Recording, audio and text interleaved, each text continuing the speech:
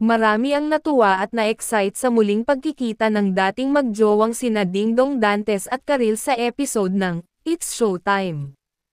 Hot topic ngayon ng netizens sa social media ang guesting ng Kapuso Primetime King sa naturang noontime show kasama si Charo Santos para sa promo ng kanilang pelikula. Ito ang unang pagkakataon na nagsama sa It's Showtime, sina Dingdong at Karil kaya naman feeling happy ang kani-kanilang mga taga-suporta. Naglaro sina Dong at Charo sa Kidsona segment ng Kapuso at Kapamilya noontime show habang nanunood naman sa kanila sina Karil at Vice Ganda.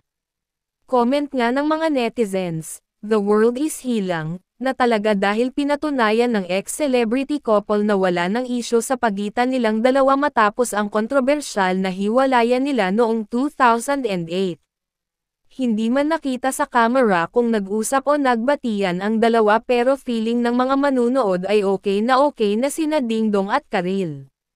Sabi nga ng isang netizen, "After all these years, finally, Karil and Dingdong are seen on the same screen again. Sorry at this age kinikilig pa rin ako sa kanilang dalawa."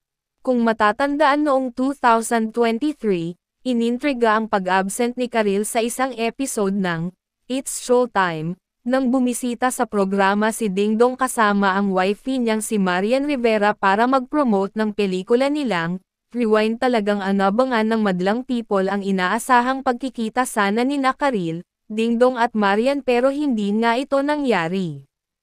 Ayon kay Karil, may sakit siya nung araw na yon.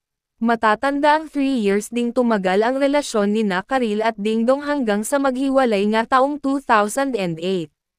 Sinisi ng kanilang fan si Marian na siyang third party umano sa breakup.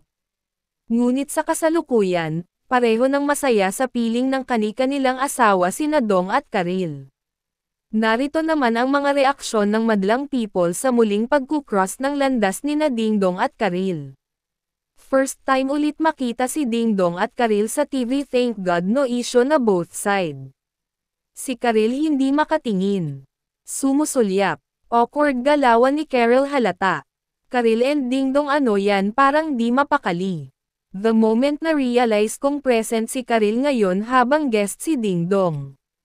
Indeed, as Dingdong Dantes and Karil had met each other for the first time again face to face, truly the world is actually healing.